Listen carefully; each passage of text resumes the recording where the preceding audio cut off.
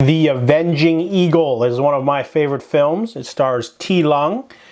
He is dying in a desert with a broken horse, basically, and he's saved by Alexander Fusheng's character. He calls himself a homeless man who just happens to run across him, gives him some water. However, the Good Samaritan is betrayed, and the man steals his horse, his food, and runs away on his horse. So the Good Samaritan now must follow him. He finds him at a little broken house, and they have a little bit of a squabbling match because this man can't trust anyone because he is being pursued by the Iron Boat Gang. He is actually a member. The Iron Boat Gang is a vicious crew of criminals. There's underlings, there's lieutenants. At the very top is the Godfather. He is a cruel, white bearded man who, demands extreme loyalty from his men and nothing else because he doesn't have children of his own. So he has the 13 Eagles. They are all specialized vicious warriors. And what's the character's name? It doesn't say here. But anyways, the character is on the run because he's being chased by his former brothers, and 3 of them show up and they get into a fight. The Good Samaritan is not bad at martial arts himself, though. He doesn't have a weapon, but he's able to at least kill one of the attackers. And then we get a sort of segue into a long, protracted flashback into, why the assassin character betrayed his master. And then we get another flashback scene as well.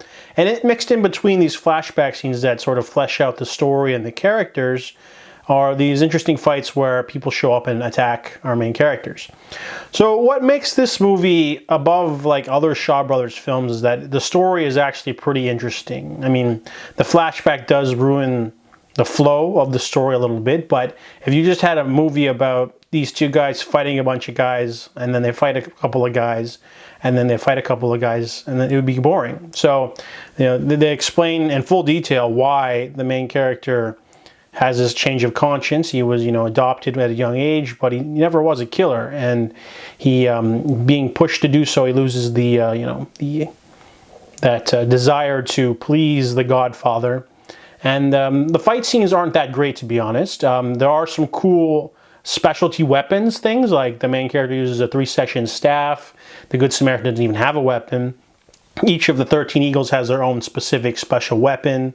They also have a nickname after a bird. But they get tougher, obviously, as the film goes on until the big super finale. Very emotional. It's a really interesting film because of the story. Obviously an ex-assassin taking on his former partners in crime, and then eventually having to fight the Godfather is not like a new amazing story, but you have the physicality of the main 2 characters, the chemistry between them. The fights aren't anything special, but they are entertaining, and it sort of builds up the stakes to the finale too. So overall, The Avenging Eagle is a nice offering from the Shaw Brothers catalog. And it's a different director, that's why. It's not directed by Chang Che, he usually does them. But this movie is interesting, not for the fight scenes, but for the story. And the fight scenes are okay.